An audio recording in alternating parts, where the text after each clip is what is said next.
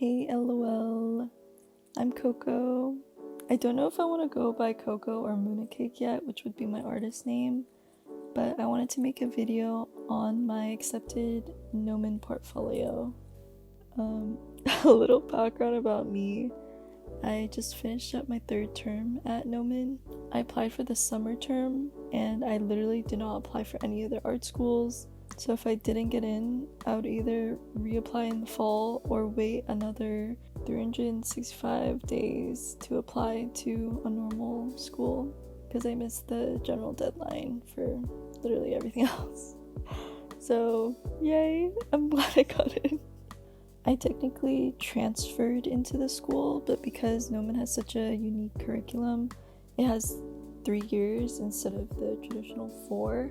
I only took some classes off of my terms.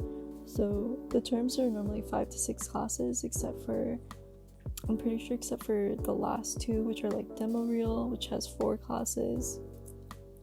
So I basically like condensed and took off like social science, art history, stuff like that. And I also transferred from California community colleges. I also went to Parsons for a full year straight out of high school, but none of those classes transferred because I think it was too long ago, and also Parsons classes are super unique. I learned how to 3D model at community college, and if you're watching this, you probably know that Gnomon is 3D computer graphics oriented. If you do have a traditional background, I do have classmates that were completely traditional, open Blender to make like a trash can or like, I don't know, a phone stand, just simple things, just showing that you know and can grasp 3D. But for my portfolio, I went with mostly 3D pieces, and then I made the fundamental to show that I could make fundamentals, if that makes sense. I originally only wanted to submit 3D pieces for my portfolio, but with the portfolio deadline, it was kind of ambitious because I wasn't completely done with my portfolio when I started my meetings with my admissions counselor, which was so helpful. Shout out Adrienne. I get so shy when I see her, but like she literally was my savior. She basically made me a breakdown of what I should submit, and I just went ahead and did that. And then 2 weeks before I actually submitted, I sent her back my portfolio and she's like, I would add this and like do this. So that was extremely helpful. I definitely suggest reaching out. Also, the admissions guideline is very unique as well for Gnomon because they like highly recommend, or I think it's like mandatory to reach out to a counselor. Yeah, so definitely do that. She suggested that I include 2D pieces that would be relevant to the fundamental coursework at Gnomon. There's a perspective class, so I did like a perspective drawing. There's a figure drawing class, so I did some like figure studies.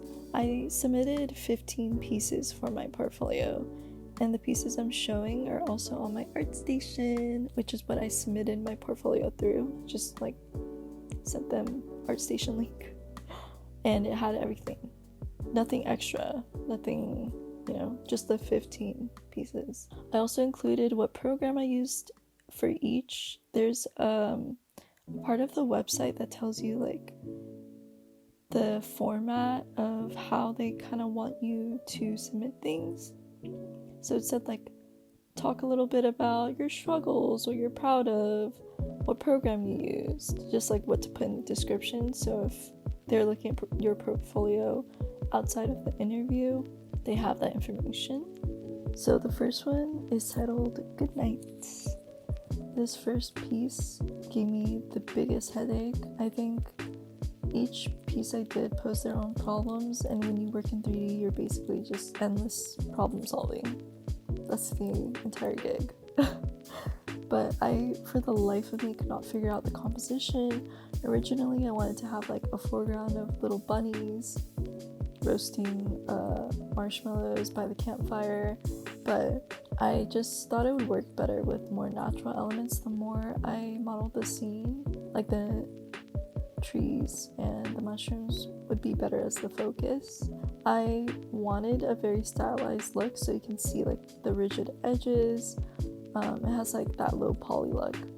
It was definitely hard for me to create like a sense of depth for this scene, and I used a lot of reference images for like the feeling of like mystery that you see in forests. I think this piece best shows that I experimented a lot with lighting.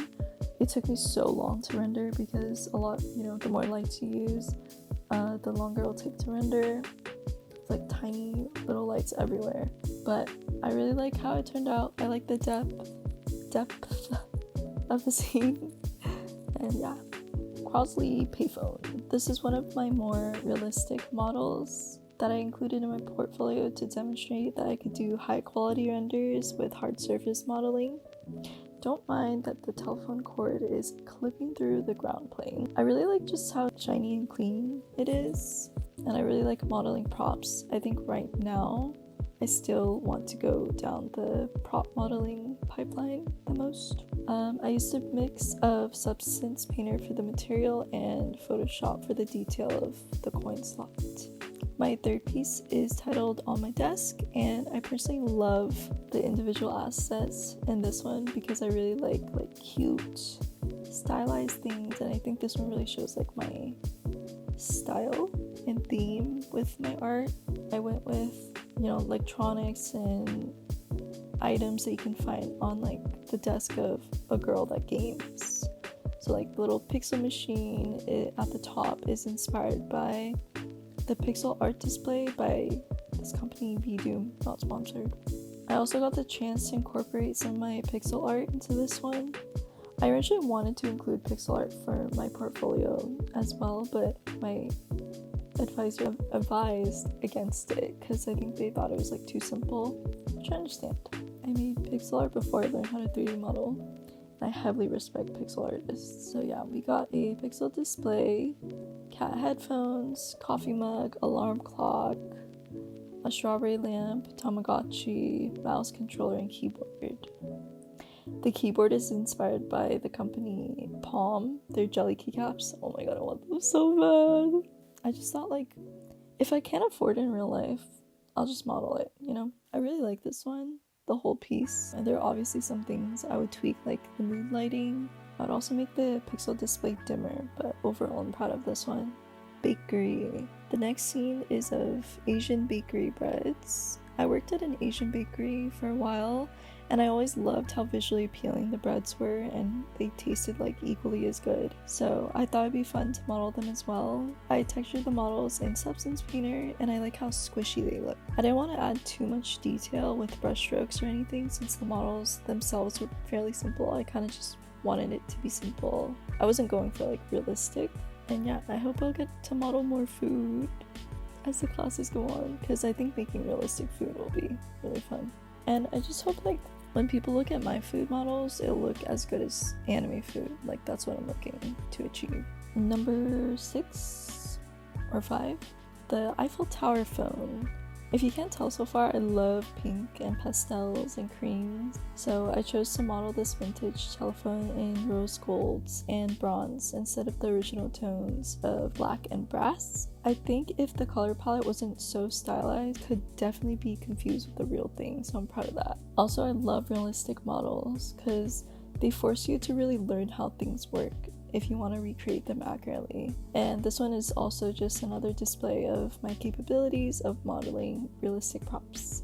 The next one is my froggy. For this one, I wanted to keep the main focus on the frog, so I didn't model or texture the lily pad and grass strands too heavily. I also don't really know how to make it very realistic, but we don't have to talk about that. I also learned like a very simple water for the ground plane, and I kept it dark because it was easier to make it look realistic in the dark. You gotta like work with what you know. I think it's surprising how much you can do with low poly models, because I'm pretty sure the frog model can still be considered low poly. Overall, I really like this one. I think it's cohesive and I had a lot of fun with it, even though the organic shape was really hard to get right. You do not know how a frog moves their legs, they sit very weird.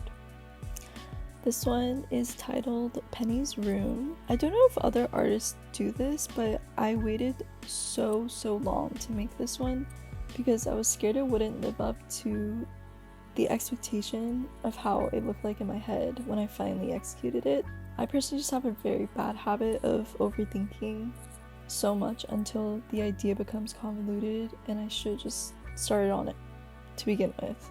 That being said, I really like the idea behind this one. It's based off of an event in my favorite video game of all time. I won't spoil too much in case you ever decide to play it. I think all the individual elements are a lot of fun, like the lamp, the strawberry basket, the Gnomons, which are literally just apples with legs. But there are definitely a lot of elements that just don't make it as cohesive for me as I wanted to. I think I really want to keep working on my composition. Like the color palette, the lighting, the composition, all just like, they don't like click for me in this one. But I chose to include it because I think it showcases my ability to play around with composition. My car project is next.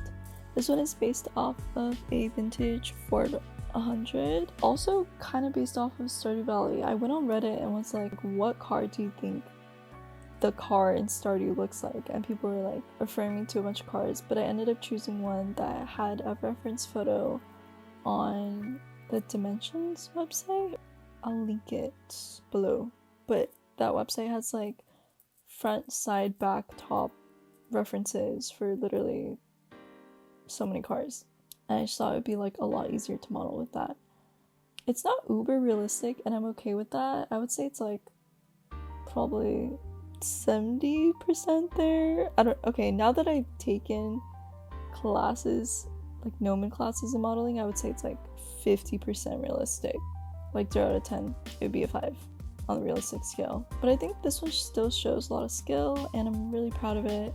I like how the front headlights turned out too. Lighting, car headlights are so hard for some reason. If I was going for realism now, I think texturing it differently would do the trick for sure.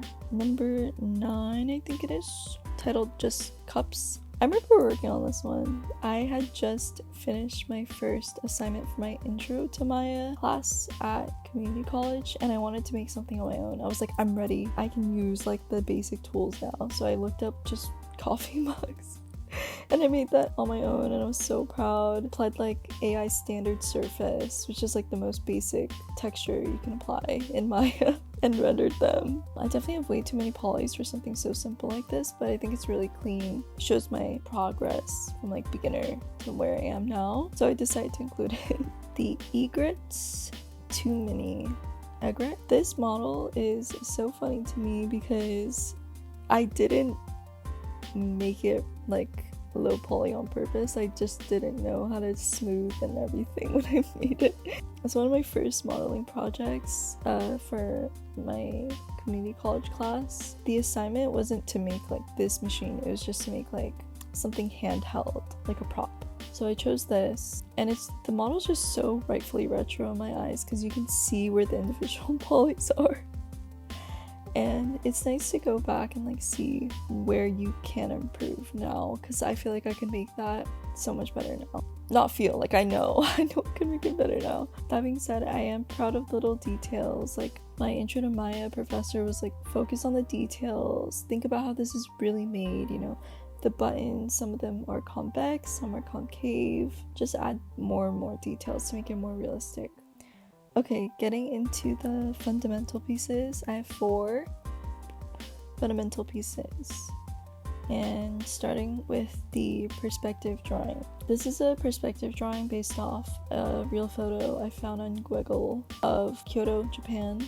I sketched it out in pencil first. This was a recommendation from my advisor to make a perspective drawing because there's a perspective class. The next piece is of hand studies, just, you know, my hand. I really like the line art of this one, and less so the shading and lighting because I'm not good at like realism.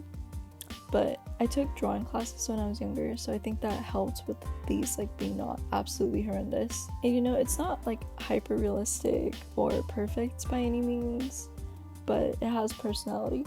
At Gnomon, they really just want you to get like a beginner's grasp, at least, of traditional art, And I personally don't think it's ever a bad idea as an artist to be familiar, you know, again with the fundamentals that I keep speaking of, no matter, and realism, no matter what your art style is.